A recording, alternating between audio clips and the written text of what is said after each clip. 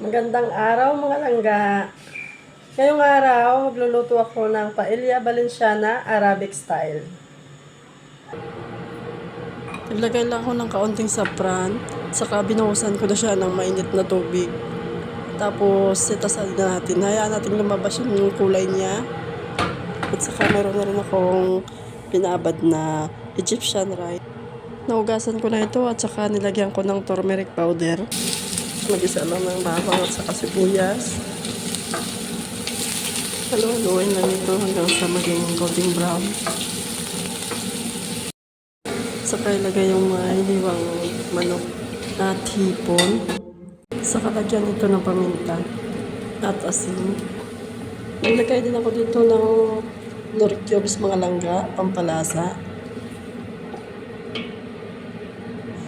Saka pinuhusan ko na rin ito ng toyo para sumarap lalo. Alam mo naman tayo mga Pinoy, laging tuyo. At syempre di mawawala yung pampalasa nila. Arabic spices, mix na po yan mga langga. Pinaghalong cumin, coriander, paprika, etc. Basta lahat ng mga Arabic spices. Ilagay na rin natin yung carrots at saka yung bigas na binabad ko sa turmeric powder. Pati na rin yung green bell pepper, herban sauce, at saka yung pasas. At pati na rin yung saffron water, saka ko nilagyan ng tubig. Yung tubig pala na ginamit ko mga langga ay galing sa pinakuluan kong ulo ng hipon. Takpan lang natin ito hanggang sa maluto siya.